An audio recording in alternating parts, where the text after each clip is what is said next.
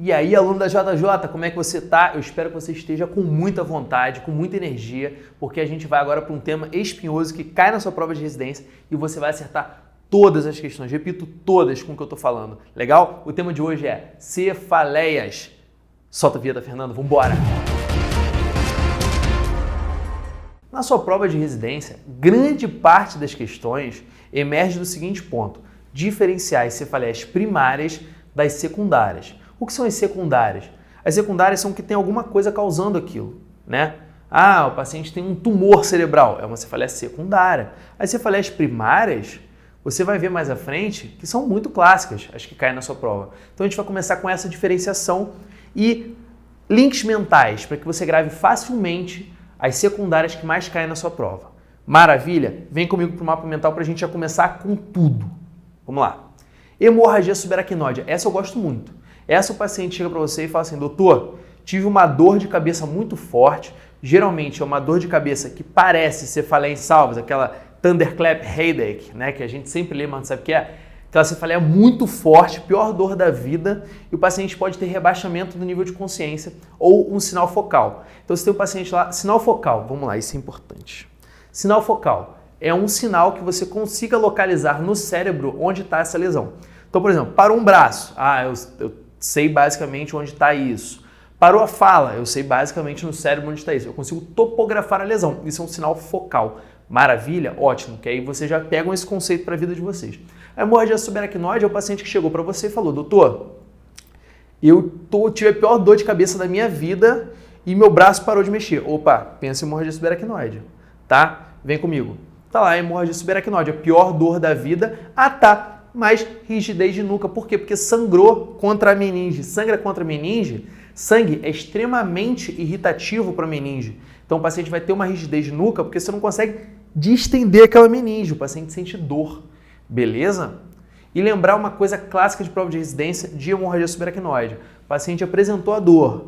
O paciente fez a tomografia. Tomografia normal tem que fazer punção lombar, tá, pessoal? Porque não exclui uma tomografia normal a possibilidade de ser hemorragia subaracnoide, tá? Secundária, então, primeira para vocês, pior dor da vida, mais sinal focal ou rigidez de nuca, pensar em hemorragia subaracnoide. Vamos seguir o mapa mental. Tá lá, ó. Arterite temporal.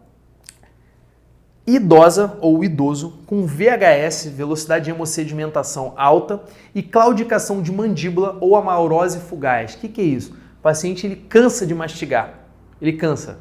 É também conhecido como arterite de células gigantes, tá? Grava isso para vocês. Então, você tem um paciente idoso, na questão vai estar assim, um paciente idoso que chega para você e vai reclamar que ele cansa de mastigar ou que ele fica cego e volta. E além disso, ele tem dor quando você comprime a artéria temporal superficial que passa aqui. Opa, isso é o quê? Isso é arterite temporal. É um diagnóstico diferencial de cefaleia, tá? É uma cefaleia secundária clássica de prova. Vem comigo, vamos continuar. Trombose de seio. Então, você tem um paciente que, olha, usa anticoncepcional oral.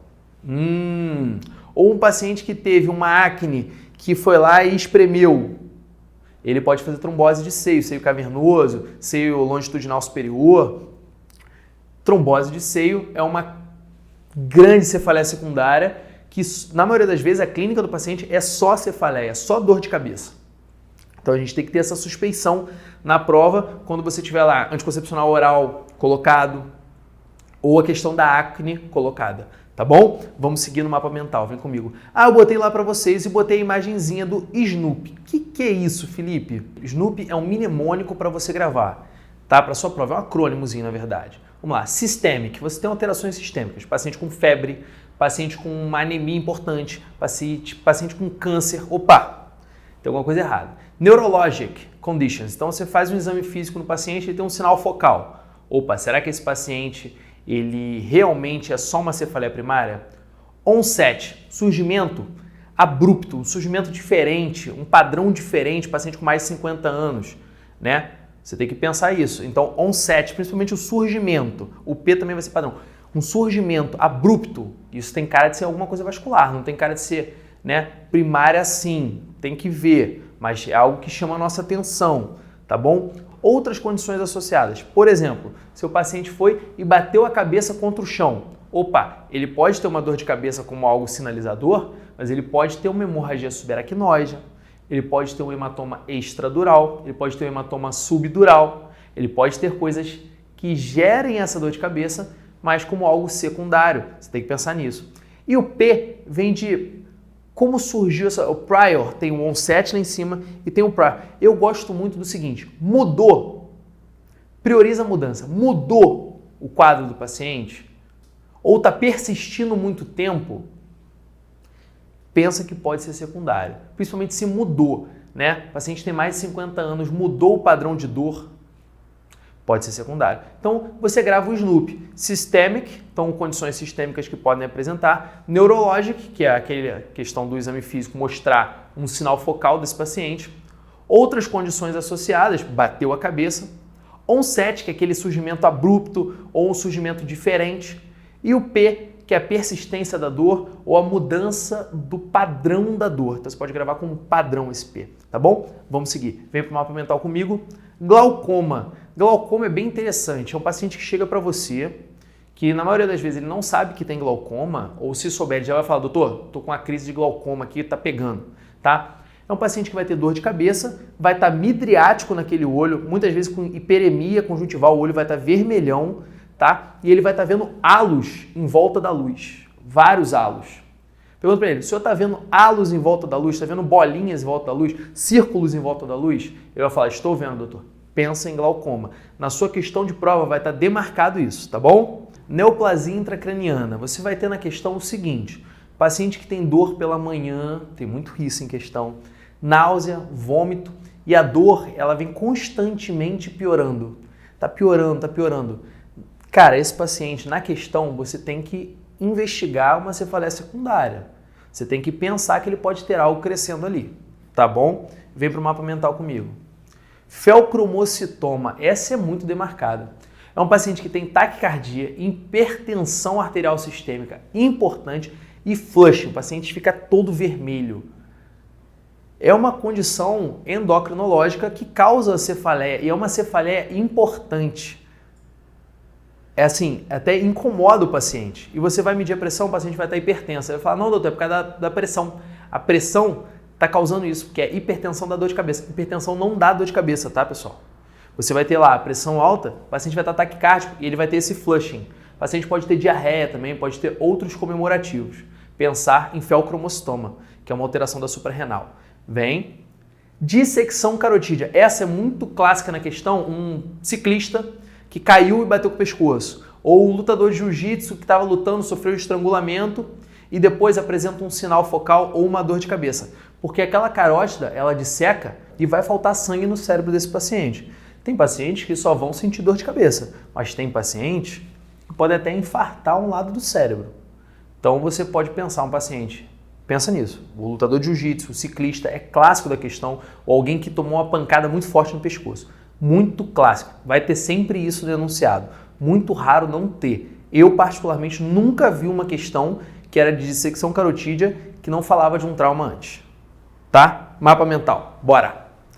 Encefalite. Aqui eu resolvi colocar o principal tipo de encefalite, que é o anti-NMDA, que é muito demarcado com alteração comportamental e crise convulsiva. O paciente pode ter cefaleia como demarcado. Então é algo que você tem que pensar. Tem um paciente que tem cefaleia, tem crise convulsiva, tem alteração comportamental, você pode pensar em cefalite anti-NMDA, tá? NMDA, que é o receptor do glutamato. Vamos de novo? NMDA. Ótimo. Vem comigo aqui. E para finalizar aqui os mapas, os links mentais das secundárias que eu queria botar para vocês, botei até na bandeirinha vermelha, tá lá. Meningite. Meningite é um saco de gatos, pessoal. Por quê? Porque a meningite, ela pode ter só fotofobia, pode ter só febre, pode ter só rebaixamento de consciência. Só que na sua prova, você tem que pensar o seguinte, a banca ela vai direcionar um pouquinho para que você tenha essa perspicácia, para que você possa supor que aquilo se trata de uma meningite. Então, se você tem um paciente com febre, sinais meningos, rebaixamento de consciência e cefaleia, pensa em meningite, que você vai acertar essa questão. Agora, bora para as primárias. Vamos para as primárias, que é onde o neurologista atua. Bora, galera. Vamos começar pela mais clássica, mas não pela mais comum, tá? A mais comum é a atencional. Vamos começar pela mais clássica. Qual a mais clássica? Toda mulher jovem tem e você com certeza já ouviu falar de migrânia. Ué, Felipe, nunca ouviu falar. É porque chamam por enxaqueca. Então você com certeza já ouviu falar de enxaqueca, né? Como é essa dor, a dor da migrânia? Vem para o mapa mental para a gente seguir junto. Vamos lá, ó. Tá lá. Com aura. O que é com aura? Aura visual. O paciente vê cobrinhas ou vê aspectos de muro, como se fossem vários muros, que é chamada teicopsia. Ele vê coisas aparecendo antes de ter a dor. Pode ter aura olfativa, olfatória, você sente cheiro antes de ter a dor. Legal, né? Vamos lá, vamos seguir. Sensorial, o paciente tem sensações diferentes, a questão do cheiro, etc. Você pode ter também aura hemiplégica, que é isso? O paciente ele tem hemiplegia antes de ter a dor ou durante a dor. A aura não obrigatoriamente é antes, ela pode ocorrer junto com a dor, tá? Então você tem que conhecer essa questão da aura, só basicamente. Vamos passar para sem aura e falar de migrânia. Como é a migrânia? Migrânia, tipicamente, é uma dor de cabeça mais comum em mulheres jovens que são unilaterais do crânio, com aspecto pulsátil, associada à fotofonofobia. Então, quer dizer, a luz atrapalha, o som atrapalha, o paciente fica deitado no cantinho escuro para melhorar. São muito incapacitantes, então o paciente não consegue trabalhar ou trabalha com dificuldade. Vem para o mapa mental, tá lá comigo, ó. Unilateral, pulsátil, fotofonofobia e também náuseas e vômitos, que são muito comuns de estarem associados nesse paciente. O paciente vomita ou o paciente fica enjoado.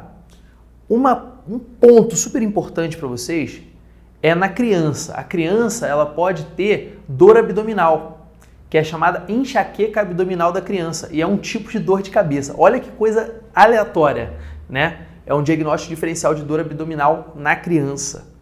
Tá bom, Felipe. Legal, entendi como funciona basicamente uma enxaqueca. Mas, por exemplo, na questão tá falando assim, paciente tem dor acima dos olhos. Enxaqueca pode dar dor acima dos olhos? Pode, não é obrigatoriamente unilateral, pode ser holocraniana, tá? Mas geralmente na questão, quando eles mudam um pouco do padrão, eles falam da história familiar positiva, que a mãe da paciente tem, que a família da paciente tem história de migrânia. Então tem que manter a maldade no enunciado quando fala do tipo de dor de cabeça. Se falar que na família tem, se falar que o paciente tem unilateral, pulsátil, que ele vomita junto, você tem que pensar em migrânia, tá? Vamos para o mapa mental, vem. Agora a gente vai falar de tratamento. O tratamento da migrânia, ele se divide em dois tipos. O tratamento profilático, que é quando o paciente tem muitos dias por mês, é incapacitante, e você sabe que não está conseguindo dar qualidade de vida para esse paciente, ele tem essa indicação de você fazer um remédio profilático, um remédio pré-crise, né? E um remédio para abortar crises. Então você tem um remédio profilático e um remédio abortador de crises. É interessante lembrar um padrão de dor de cabeça que é secundário e que cai em algumas provas de residência, que é a cefaleia por abuso de analgésico. O que é isso? É um paciente que, por exemplo, tem migrânia ou tem uma cefaleia tensional e usa muito remédio para aborto de crise, muito dos remédios para cortar a crise. Esses remédios para cortar a crise, eles só podem ser utilizados 2 vezes por semana. Mais que isso, ele pode gerar um tipo de cefaleia secundária chamada cefaleia por abuso de analgésico. Ótimo, entenderam isso? Foi só um parênteses para ilustrar uma condição que já caiu em prova. Tá bom. Vamos voltar para o tratamento da migrânia. O tratamento da migrânia de crise é feito com os seguintes medicamentos. Vem para o mapa mental, tá lá comigo, ó. Leve. Se for leve, você pode só fazer AINE, né? Um diclofenacozinho, naproxeno, ou dipirona. E o paciente vai responder super bem, né? Se for leve. Mas se for de moderada a grave, aí você pode se utilizar de triptanos, naratriptano, sumatriptano, né? O pessoal que tem enxaqueca aí já reconheceu os nomes, né? Já pensa logo no Sumax Pro, etc. Sem fazer propaganda, tá? Mas os triptanos, além disso, você pode utilizar antieméticos. Então tem paciente que chega para mim com aquele status migranoso, aquela dor de cabeça absurda que não passa por nada, e melhora quando eu faço uma infusão de metoclopramida, né, que é o Plasil. Eu faço essa infusão e o paciente melhora. Então eu posso me utilizar disso. Legal, né? Interessante. E também posso me utilizar de antipsicóticos. Por exemplo, eu posso usar Aldol. Aldol, haloperidol. Responde super bem. Clorpromazina, o paciente responde super bem. Legal? Então você pode utilizar para leves, crises leves ali, AINES, dipirona, e para crises moderadas a graves você pode usar triptanos, antipsicóticos e antieméticos. Não pode usar dipirona? Pode até tentar, mas dificilmente vai tirar, tá? E profiláticos? Profiláticos, particularmente, eu gosto muito dos triptanos, dos tricíclicos. Então vamos lá, quem são os tricíclicos? Amitriptilina, nortriptilina, tem uma boa resposta, né? Vem para o mapa mental para a gente ver direitinho como a gente colocou. Tá lá, ó, tricíclicos, logo o primeiro, né? Você pode usar o amitriptilina, você pode usar a nortriptilina, tem boas respostas, são padrão ouro. Você pode se utilizar de beta-bloqueadores, propranolol, o atenolol, que tem uma resposta consideravelmente boa na profilaxia de migrânia. Você pode se utilizar também de bloqueadores do canal de cálcio, e aí você tem a flunarizina, né, que tem uma resposta considerável. Geralmente o pessoal não deixa usar por mais de 2 anos, porque ocasiona quadros depressivos. Entretanto, tem uma ótima resposta. Você pode usar os antagonistas do CGRP, que é um neurotransmissor nociceptivo, então é um neurotransmissor da dor ligado à calcitonina. São os novos, vocês não vão ver isso na sua prova, mas eu estou botando para vocês essa condição, tá? São MABs, terminam em MAB, geralmente porque são anticorpos monoclonais. E você pode utilizar também anticonvulsivantes, por exemplo, ácido valproico. Ácido valproico é um bom inibidor, um bom profilático de enxaqueca. Agora a gente vai falar da cefaleia mais comum no mundo, incapacitante, porque bota muita gente para trabalhar com dificuldade, diminui produtividade, mas ela, na sua prova e na vida real, ela vai ser sempre demarcada por ter uma intensidade leve a moderada. Que cefaleia é essa? É aquela cefaleia da tensão, do estresse, do trabalho, a cefaleia tensional. Geralmente, na sua prova, ela é demarcada como uma cefaleia holocraniana. As questões que tem imagem, tá o paciente sempre segurando aqui na região temporal, bilateral. Ou tem fotofobia ou tem fonofobia, nunca tem as duas juntas, né? Um paciente, assim, é muito clássico dele falar que a cabeça toda dói e é em aperto. Viu isso na sua questão? Leve a moderada ali, em aperto, holocraniana, ou fotofobia, ou fonofobia, você tem que pensar na possibilidade de ser uma cefaleia tensional, tá bom? Vem para o mapa mental comigo. Tá lá o diagnóstico em aperto bilateral, fraca ou moderada, fotofonofobia e ausência de náuseas ou vômitos. Isso é muito importante, ausência de náuseas ou vômitos, porque tem muita questão que vai nas maldades, vai nessa náusea, vai nesse vômito, com aspecto muito ali tensional para você marcar migrânia, entendeu? Então tem que ter essa maldade, tem que fazer muita questão para pegar o jeitão disso. Ótimo. Tratamento, mesma coisa, você pode fazer o tratamento de crise e o profilático. Então, de crise, AINES também, de pirona também você pode utilizar tranquilamente. Assim, dificilmente você vai necessitar de remédios muito fortes, porque é de leve a moderada intensidade. Lembra disso? E para você fazer profilaxia daquela dor? Tricíclicos, antidepressivos tricíclicos. Antidepressivos como, você pode usar venlafaxina, mirtazapina, tem evidência, né? Antidepressivos. Você pode utilizar vários outros remédios. Vem comigo com o mapa mental para a gente ilustrar isso. Tá lá, ó. Tricíclicos, tá lá, profilático. Tricíclicos, antidepressivos, anticonvulsivantes. Você pode usar até o ácido valproico, topiramato, que a gente usou lá em cima na enxaqueca também, você pode utilizar também, entendeu? Tem evidência, você pode colocar na sua prova.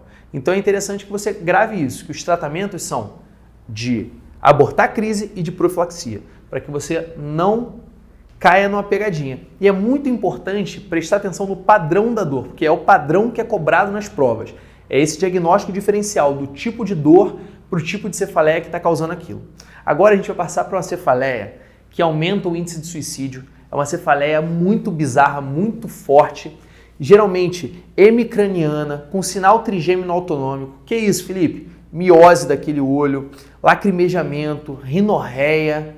É a cefaleia em salvas. Vem para o mapa mental comigo. Repara a foto que eu coloquei. É realmente um senhor, um homem, geralmente é jovem nas questões. Vão falar que ele ingeriu álcool, que é muito demarcada essa questão da ingestão de álcool para sua prova, e que ele segura a cabeça e ele está inquieto, ele anda para um lado e para o outro, ele pensa até em dar com a cabeça na parede. Você tem que pensar nisso. Vem. Tá lá, ó, clínica, homem jovem, agitação psicomotora, unilateral com sinais trigêmino-autonômicos, como injeção conjuntival, miose, pitose e rinorreia, pulsátil, muito forte, é muito forte mesmo, tá? Os pacientes urram de dor, entram em desespero. E você tem vários episódios de 15 a 180 minutos. Grava esse tempo, 15 a 180 minutos. 15 minutos a 3 horas. Porque tem diagnóstico diferencial que vai ser passado ainda nessa aula, que tem banca que gosta. A Unifesp, por exemplo, adora esse diagnóstico diferencial que a gente vai passar. Então, pensa nisso. Você tem um homem jovem que tem uma dor de cabeça unilateral com sinais trigêmino-autonômicos. Você tem que pensar em cefaleia em salvas.